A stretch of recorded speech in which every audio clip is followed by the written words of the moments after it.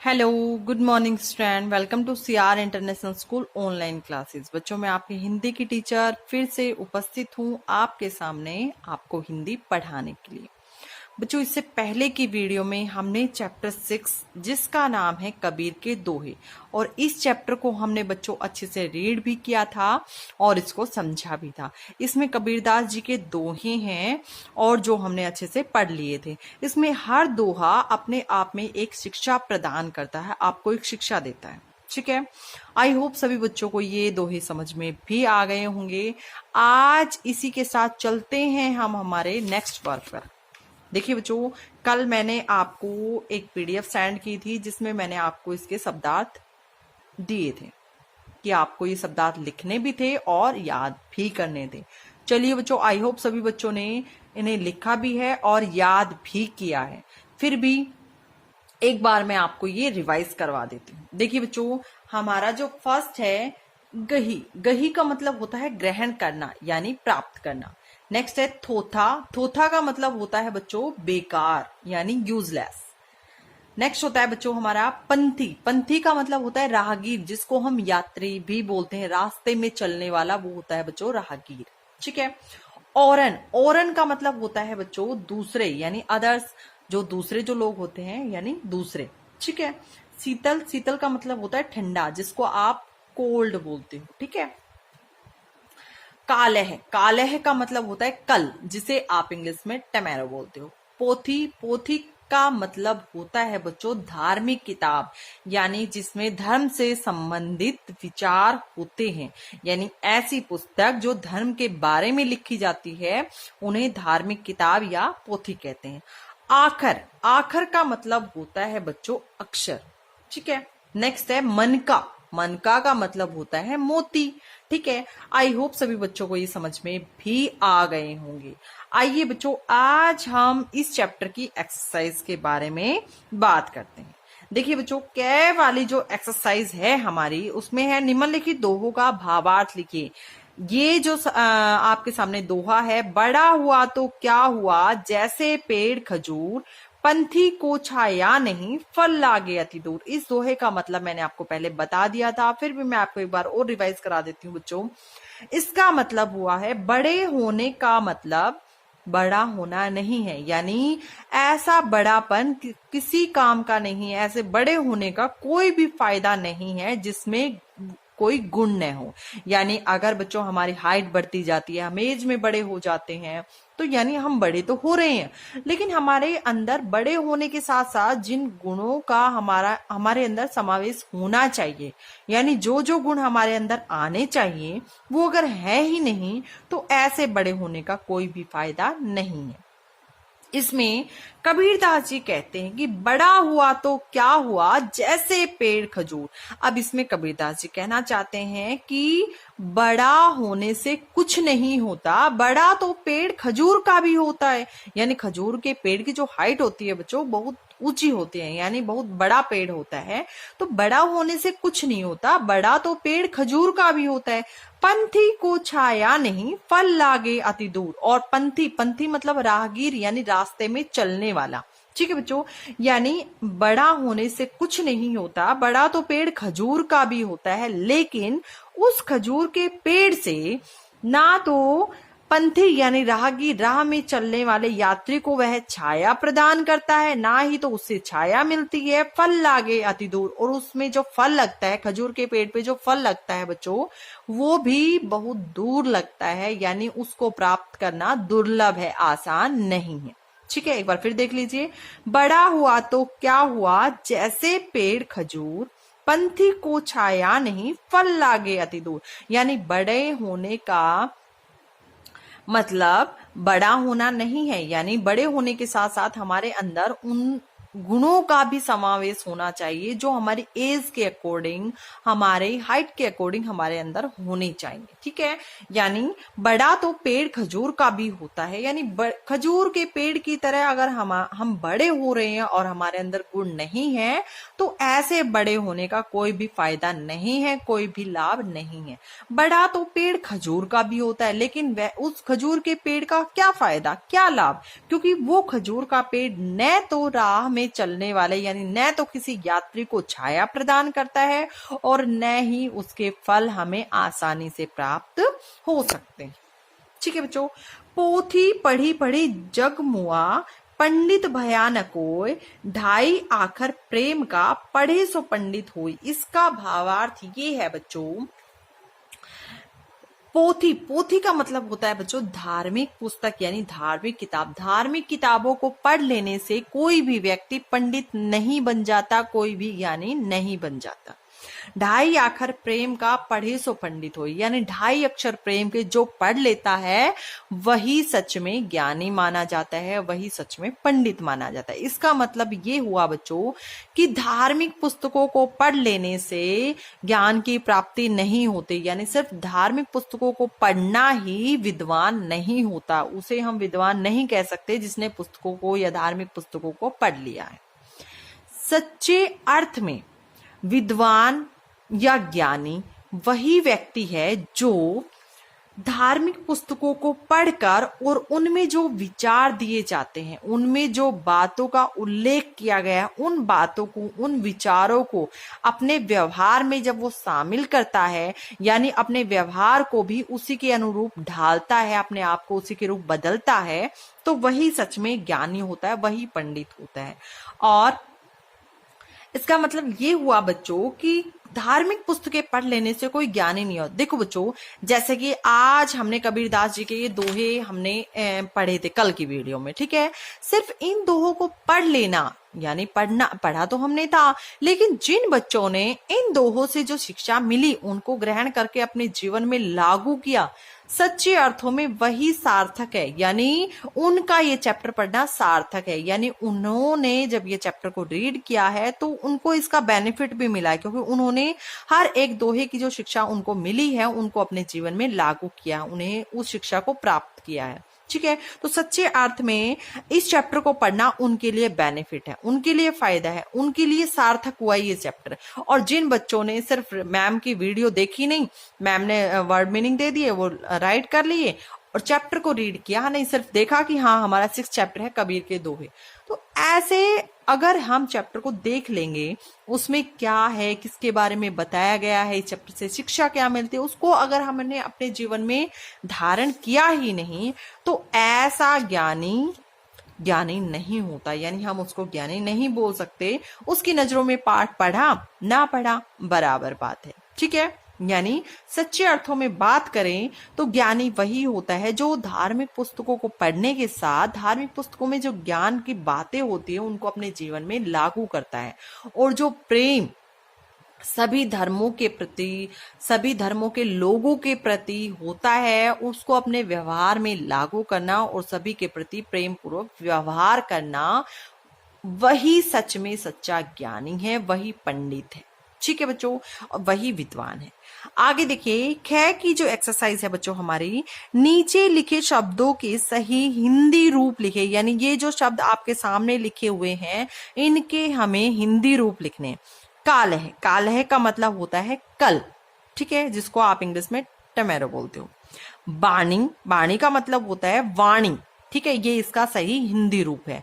पढ़ी, पढ़ी का मतलब होता है पढ़, यानी ये था ना पढ़ी पढ़ी, यानी पढ़ने से या पढ़ने से, पढ़ लिख कर पढ़ने से कोई ज्ञानी नहीं हो सकता, तो पढ़ी का मतलब होता है पढ़। आखर, आखर का मतलब होता है, ये इसका हिंदी रूप होगा बेटा अक्षर। शीतल, शीतल का होगा शीतल। परलय, परलय को हम जब हिंदी रूप में लिखेंगे तो ऐसे लिखेंगे प्रलय। ठीक है, आगे देखिए बेटा, कै की जो एक्सरसाइज है वो है क्रिया के जिस रूप से कार्य होने के समय का पता चले वह काल कहलाता है। यानी काल किसे कहते हैं बच्चों, कि क्रिया के जिस रूप से समय के होने का क्रिया के जिस रूप से काम के होने के समय पता चले, यानी हमें पता चले कि कौन सा काम किस समय पर हो रहे हैं, ठीक है, तो उसे हम काल कहते हैं। जैसे मैं खाना खा रहा हूं, अब मुझे पता है ये काम अभी हो रहा है, यानी ये काम खत्म भी नहीं हुआ है, ये काम अभी चल रहा है, तो ये हमारा कौन सा काल है, ये हमारा मैं खाना खा रहा हूं, ये हमारा वर्तमान काल है, ठीक है।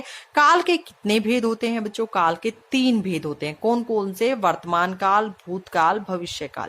वर्तमान काल बच्चों वो समय होता है जो अभी चल रहा है, ठीक है, जो समय अभी चल रहा है। जैसे अब हम वीडियो सुन रहे हैं, तो क्या है ये, अब हम सुन रहे हैं ना बच्चों, ये हमारा कौन सा काल है? वर्तमान काल है। नेक्स्ट है बच्चों भूतकाल। और भूतकाल क्या होता है? जो समय बीत गया, यानी जो जो हमारा पास्ट होता है, जिसे हम इंग्लिश में पास्ट बोलते हैं, जो समय बीत चुका है उसे भूतकाल कहते हैं, यानी जो काम हो चुका वो हमारा भूतकाल में काउंट होता है। नेक्स्ट है बच्चों भविष्यत काल, और इसको भविष्य काल भी कहते हैं, ठीक है। भविष्य काल यानी आने वाले समय को हम भविष्य काल कहते हैं, यानी जो काम हमने किया नहीं है, हुआ नहीं है, होने वाला है, यानी आने वाला जो समय होता है बच्चों वो हमारा भविष्य काल कहलाता है। नीचे लिखे वाक्यों के काल भेद लिखे। अब ये जो वाक्य आपके सामने दिए गए हैं बच्चों, इनको पढ़कर हमें ये बताना है कि ये वाक्य वर्तमान काल का है, भूतकाल का है या भविष्य काल का है। देखिए, चलिए वाक्य को पढ़ लेते हैं। सब लोग जा चुके थे, आप जा चुके थे, यानी काम हो चुका है, और जो काम हो चुका वो हमारा किस में काउंट होता है बच्चों? भूतकाल में। यानी सब लोग जा चुके थे, अब चुके थे हमारे किसकी पहचान होती है? भूतकाल की, यानी ये काम हो चुका है, तो हम यहाँ लिखेंगे बच्चों भूतकाल, और स्पेलिंग अच्छे से ध्यान से करना, ठीक है। कई बच्चे इसमें छोटे ओ की मात्रा लगाते, जो भूतकाल बन जाता है, भूतकाल नहीं होता बच्चों, भूतकाल होता है। हम अभी दूरदर्शन देख रहे हैं, यानी हम दूरदर्शन देख रहे हैं, हमने देखना बंद नहीं किया है, यानी जो काम चल रहा है वो हमारा किस में काउंट होता है बच्चों? वो होता है हमारा वर्तमान काल। यानी हम अभी दूरदर्शन देख रहे हैं, यानी हम काम कर रहे हैं, अभी देखने का जो काम है वो अभी कर रहे हैं, तो हमारा किस में आ जाएगा? वर्तमान काल में। तो हम लिखेंगे वर्तमान काल, ठीक है बच्चों। वर्तमान काल को भी आपको ध्यान से लिखना है। कई बच्चे इस तरह को वे के ऊपर लगा देते हैं, जो कि रोंग हो जाता है, ठीक है। नेक्स्ट है बच्चों कल वर्षा होगी, यानी हुई नहीं है, हो नहीं रही है, होगी, यानी जो समय अभी आया नहीं है, आने वाले समय को हम भविष्य काल कहते हैं। कल वर्षा होगी, तो वर्षा हुई तो नहीं है ना बच्चों, कल होगी, यानी फ्यूचर की बात कर रहे हैं, तो हमारा ये सेंटेंस कौन सा काल हो जाएगा? भविष्य काल। इसको हम भविष्य काल भी लिख सकते हैं और भविष्यत काल भी लिख सकते हैं। ओके बच्चों, नेक्स्ट है मैंने गृह कार्य पूरा कर लिया है, यानी कर लिया है मैंने, ठीक है, अभी मैं कर नहीं रहा हूं, मैंने अपना गृह कार्य पूरा कर लिया है, तो ये हमारा किस में काउंट होगा बच्चों? भूतकाल में। ये हमारा वाक्य कौन सा है? भूतकाल का वाक्य, ठीक है। नेक्स्ट है परिश्रम से तो सफलता ही मिलेगी, मिलेगी, गागेगी, ये हमारी किसकी पहचान होती है? भविष्य काल की, यानी सफलता मिली नहीं है, मिलेगी, ठीक है, मिलेगी, तो मिलेगी हमारा किसमें होता है? भविष्य काल में। तो ये वाक्य जो हमारा है वो कौन से काल का है बच्चों? भविष्य काल का। आई होप सभी बच्चों को एक्सरसाइज समझ में आ गई हो। नेक्स्ट देखिए बच्चों, निर्देशानुसार काल परिवर्तन करके वाक्य को पुनः लिखे। पुनः का मतलब होता है बच्चों दोबारा, ठीक है, इसको हमें दोबारा लिखना है। और काल परिवर्तन, काल परिवर्तन यानी काल परिवर्तन का मतलब होता है बदल कर, यानी काल को बदल कर हमें वाक्य को दोबारा लिखना है, पुनः लिखना है, दोबारा लिखना है। फूल खिलता है, ये कौन सा काल है हमारा? खिलता है, वर्तमान काल है। और देखो जैसे आपको आगे कमांड मिली हुई है, भविष्य काल में हमें इसे चेंज करना है, तो ये हमारा वर्तमान काल है, इसे इसके भविष्य काल में चेंज करेंगे तो क्या हो जाएगा? फूल खिलेगा। ओके बच्चों, नेक्स्ट देखिए, रावण ने सीता को चुराया था। अब ये वाक्य हमारा किसमें? भूतकाल में है। और अब हमें निर्देश के अनुसार, जो हमें कमांड मिली है उसके अनुसार हमें ये वर्तमान काल में चेंज करना है, बदलना है। तो हम क्या करेंगे? रावण ने सीता को चुराया है, ठीक है। आज मौसम सुहावना है, ये वाक्य किस में है? वर्तमान काल में। तो हमें इसको भूतकाल में चेंज करना है। जैसे कि हमें कमांड मिली है, आज मौसम सुहावना था, यानी आज मौसम सुहावना था। हम मॉर्निंग की बात कर रहे हैं कि अब हम बैठे बात कर रहे हैं और मॉर्निंग की बात कर रहे हैं कि आज मौसम सुहावना था, यानी आज का जो मौसम था वो सुहावना था। ठीक है, नेक्स्ट देखिए बच्चों, तुम पढ़ लिख कर महान बनते हो। अब इसको भी हमें किस में चेंज करना है? इसमें इसको भी हमें भविष्य काल में चेंज करना है। कैसे करेंगे? तुम पढ़ लिख कर महान बनोगे। ठीक है, यानी बनोगे तो हमारा किस में हो गया? भविष्य काल में। नेक्स्ट है, हम अपने देश पर गर्व करते थे। तो ये हमारा भूतकाल था। अब हमें इसको वर्तमान काल में चेंज करना है। कैसे करेंगे? हम अपने देश पर गर्व करते हैं, ये हमारा वर्तमान काल का वाक्य बन गया। आई होप सभी को समझ में आ गया होगा। नेक्स्ट देखिए बच्चों, ये एक्सरसाइज में है, नीचे दिए गए शब्दों के दो दो समानार्थक शब्द लिखिए। समानार्थक का मतलब होता है बच्चों पर्यायवाची शब्द, यानी इसको आप पर्यायवाची शब्द भी कह सकते हो, समानार्थक शब्द भी कह सकते हो। और बच्चों एक चीज और, जैसे हम वर्ड मीनिंग हमारे चैप्टर के याद करते हैं, तो वर्ड मीनिंग में जो शब्द और जो अर्थ होता है वो भी हमारा एक तरह से पर्यायवाची होता है, वो पर्यायवाची का ही रूप होता है, यानी वो भी हम इसमें लिख सकते हैं। अब देखिए, फर्स्ट है हमारा सत्य। सत्य का अर्थ क्या होता है? सही, उचित। ठीक है, नेक्स्ट है वृक्ष। वृक्ष का मतलब होता है बच्चों पेड़। ठीक है, पेड़, विटप, यानी इनसे डिफरेंट, यानी इनसे अलग भी आप कर सकते हो। जैसे वृक्ष का होता है तरु, तरवर भी होता है, तो आप वो भी यहां लिख सकते हो। और बेनिफिट तभी होता है बच्चों, मैम ने जो एक्सरसाइज कराई आप उसी के जैसे आप अपनी तरफ से अपने माइंड को यूज करते हुए उनसे डिफरेंट बनाने की कोशिश करो।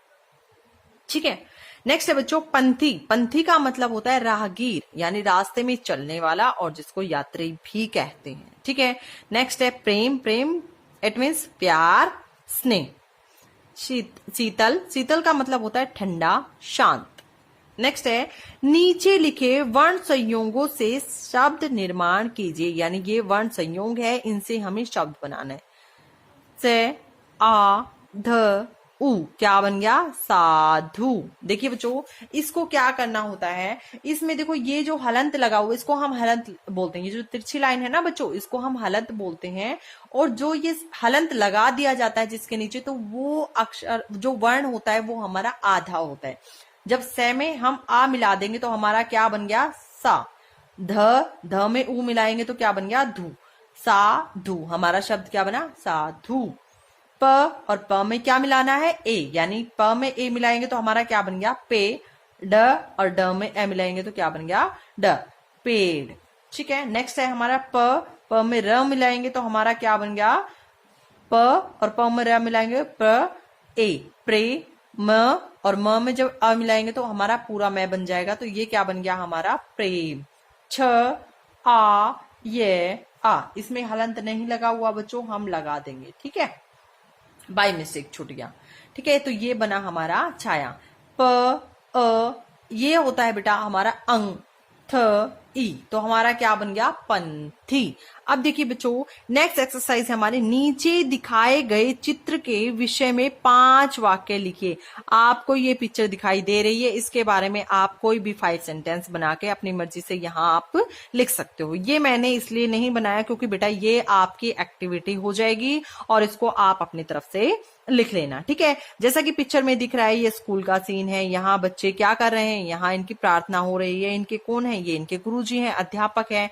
ये इनको अच्छी बातों के बारे में बता रहे हैं। ठीक है, ऐसे। और यहाँ ये स्कूल का सीन है, इसमें ऊपर इस स्कूल में इतने कमरे हैं, बच्चे प्रभु का नाम ले रहे हैं, सुबह प्रार्थना कर रहे हैं, यहाँ इतने बच्चे खड़े हैं। तो इस तरह से हम कोई भी वाक्य 5 सेंटेंस बना सकते हैं।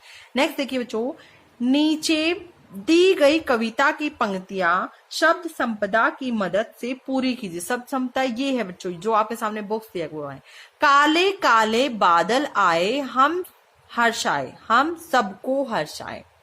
जोर से चमकी बिजली, रिमझिम बरसा पानी, मोर पंख फैला कर नाचा, राहुल बजाता अपना बाजा। मम्मी ने खीर बनाई, हम सब ने मिलकर खाई। ठीक है, ये हमारी कविता की ये कुछ पंक्तियां थी जिनको हमें बॉक्स की हेल्प से फिल करना था। आई होप सभी बच्चों को ये एक्सरसाइज अच्छे से समझ में आ गई होगी। मिलते हैं नेक्स्ट वीडियो में, तब तक के लिए thank you, have a nice day.